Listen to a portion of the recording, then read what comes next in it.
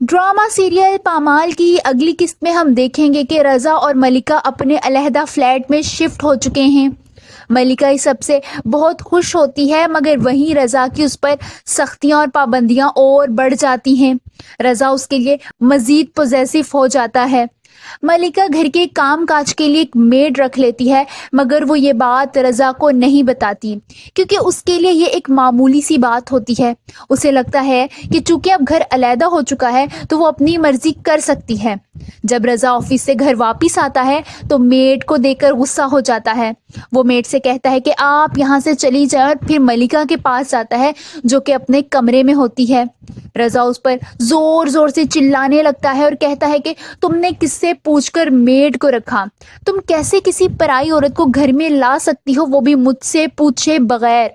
वो उस पर बहुत ज्यादा चिल्लाता है। मलिका रोने लगती है। हर बार रज़ा उसे पहले से ज्यादा जलील करता है। वो उसे उसकी मर्जी के बगैर सांस तक नहीं लेने देता। हर बात में वो उस पर चिल्लाता है, यहाँ तक कि मलिका का दम घुटने लगता है। वो अपनी माँ की तरफ जाती है और उनको कहती है कि मैं बहुत ज़्यादा थक गई हूँ। किसी की मर्जी में ढलना बहुत मुश्किल है, और ये बात मुझे अब समझ आ रही है कि इंसान को अपना आप मार देना होता है।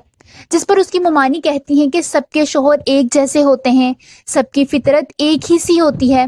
मलिका परेशान होते हुए अपनी माँ को कहती है कि क्या रज़ा का दिल मुझसे भर गया है, क्योंकि मुझे अब उनका प्यार महसूस नहीं होता और ना ही नजर आता है। मेरा दम घुट जाएगा।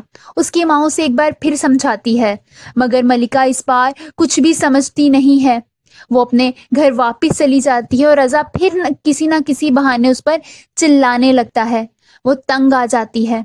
आप सबको क्या लगता है, क्या मलिका रज़ा के इतने सख्त रवैये के बाद उसे छोड़ देगी, या अपनी माँ की बात मानते हुए हर बार उसकी इस हरकत को भी इग्नोर कर देगी?